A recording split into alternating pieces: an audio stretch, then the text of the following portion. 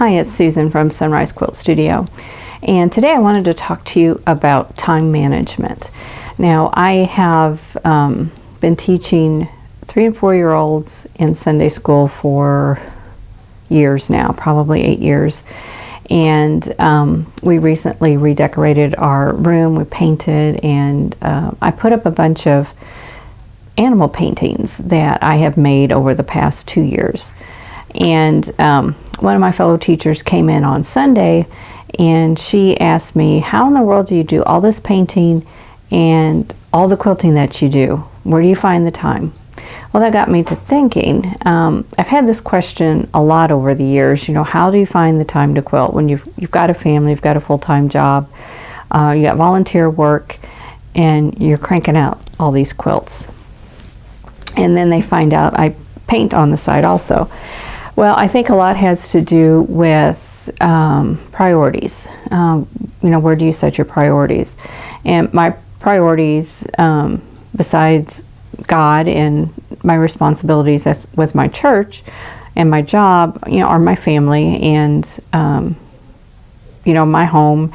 And then hobby-wise, quilting has always been my main hobby. And through the years, I've kind of gone through phases where I quilted a lot and then I painted a lot. I've painted for almost as many years as I've been quilting. I started painting and quilting when I was a teenager, so it's all been pretty much the same. And I've gone through phases before I started my quilting business where I would paint for a couple years, then I'd quilt for a couple years, then I'd paint for a couple years, and then quilt for a couple years.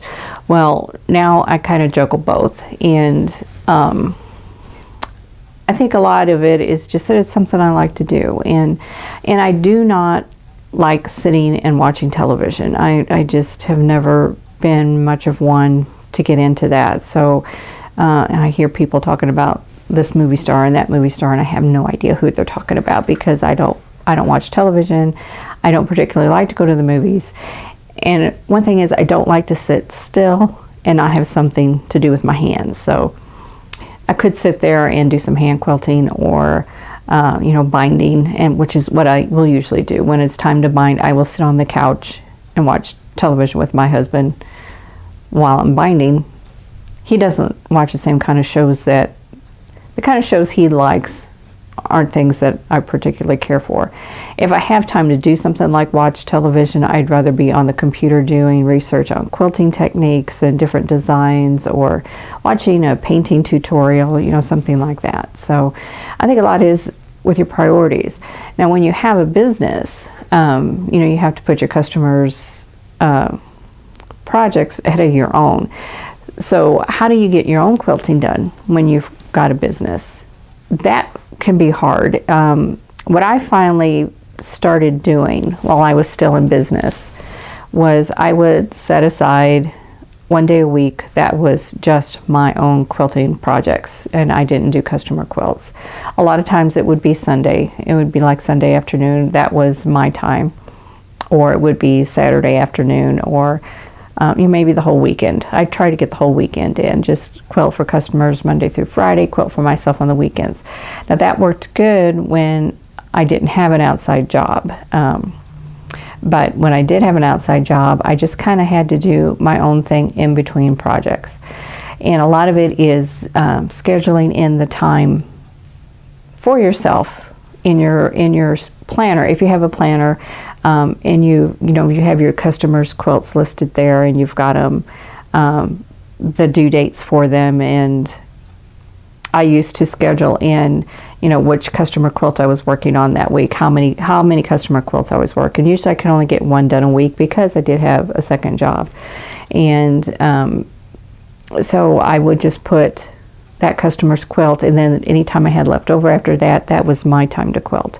So my quilting schedule for customers wasn't that heavy, and that had to do with the part of the state that I was living in. I was living in a very low economic part of the state. Is a very poor part of the state, and there were some people who hired out their quilting, but they had the the mindset that the way to save on their quilting hobby was to go cheap on the quilting. So they didn't come to me for their quilting unless it was a very special project. Then they would bring it to me. But for the ordinary everyday quilts, they would take it to somebody who only did edge-to-edge quilting and could get it done cheaply because it was fast. So I didn't have customers coming out of my ears. I could probably get 4 customers a month is what I was getting. So 4 quilts a month a lot of times. Now when we moved out of that part of the state, we moved further north. We're in the central part of Missouri now. Economically, it's a better area, but people had already gotten that mindset that cheap quilting was a way to save the money on their quilting projects. Anyway, back to managing your time. I would suggest, getting yourself a planner of some kind and scheduling time in for yourself to do your own quilting. Right now, I schedule my quilting in with my regular planner. I have a planner that I use to help me manage things at work, manage things at home, and do quilting all at the same time. So it's all in one planner. So I always have time in the evening where I can quilt. And my family is small now here in the house. There's just 3 of us now, my husband and my youngest daughter. So I don't have 3 kids now all vying for my attention anymore. I just have the one daughter, and she's older and she likes to spend time by herself. She's not always needing to be near mom anymore. So I don't have a lot of people needing my attention, so I have more time to quilt. But the planner really does help, because if I don't mark down quilting and what I want to do, sometimes I'll forget and I'll get busy doing something else, and the planner just helps keep me on track. Now, I had last week's video, I showed you some quilting ideas for a double wedding ring quilt. Well, that quilt isn't on the machine yet, and that isn't a time management issue. I decided to practice the design that I chose on a different double wedding ring, and I found out that this design needs some work. It needs some tweaking, and the top that I'm using isn't as good a condition as the one that I did the design work on. So I'm having issues there too, with too much fullness in areas. So I'm not even sure I'm going to show you that quilt, because it really is not turning out well. And it's probably one that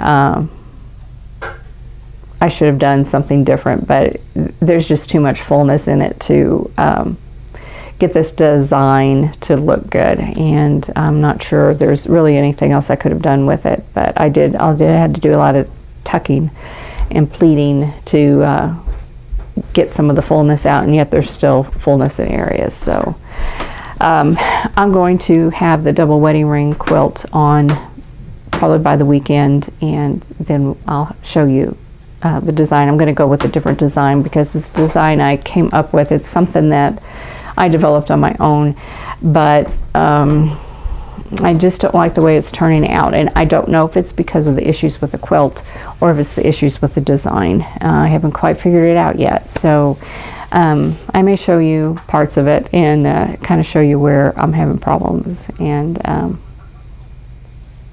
we'll see. And I'm going to do a different design on the larger one. This is the one I'm working on now is smaller. But double wedding rings have a lot of pieces in it, so it just takes more time to quilt one of those when you're doing a custom job. So I will have that for you, and I am working on some feather tutorials, how to design feathers, and so I'll have a series of those for you in the future too. So I hope you all are having a good week, and I hope to see you again in the next video. Thanks for watching. For more quilting ideas, click on the video links. And to keep up with my newest projects, click on the subscribe button. I hope to see you again soon.